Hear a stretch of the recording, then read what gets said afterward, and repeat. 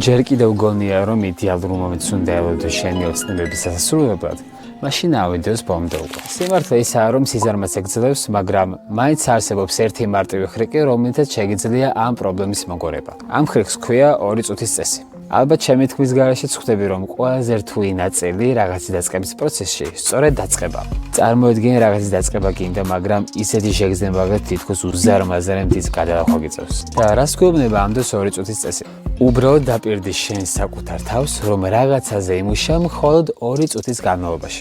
სულ ესა, მაგალითად თუ წიგნის წაკითხვა გინდა, წაიკითხე მხოლოდ 1 გვერდი და თუ ოთახის დაალაგება გინდა, დაალაგე მხოლოდ 1 კუთხე. საქმე იმაშია, რომ როგორც კი დაიწყებ 2 წუთით რაღაცის გაკეთებას, გაგრძელება იმაზე მარტივი გახდება, ვიდრე მოლოდი. ეს ფერდობზე ბურთის დაგვარებას ჰქონს. პირველი ბიძგი, რა თქმა უნდა, ძალისხმევას მოითხოვს, მაგრამ ამის შემდეგ თავისით გორავს.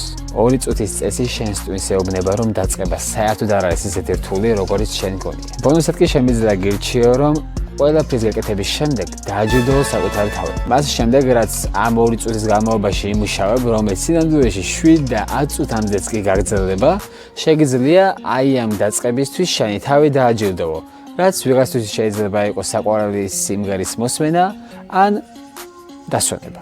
ამას იმიტომ გეუბნები, რომ როდესაც შენი ტვინი ხვდება, რომ რაღაცის დაწყების შემდეგ ჯილდო ელოდება, მაგდროს მოტივაცია გეზდება და შენც უფრო მეტი სურვილი გაქვს, რომ ესა თუ ის დავალება შეასრულო. შეიძლება ასე არ გონია, მაგრამ ყველა ადამიანი, ვისაც შენ უყურებ და აქტუალებით უსმენ, მათაც კი პატარა ნაბიჯებით დაიწყეს. მათ შენგან მხოლოდ ის განასხვავებთ, რომ ისინი თავიანთ საქმეს აგრძელებენ და ბოლომდე ამთავრებენ. პარადოქსულად კი ჟღერს, მაგრამ სრულყოფილების მისაღწევად აქ ჭირდება, რომ სრულყოფილი იყო.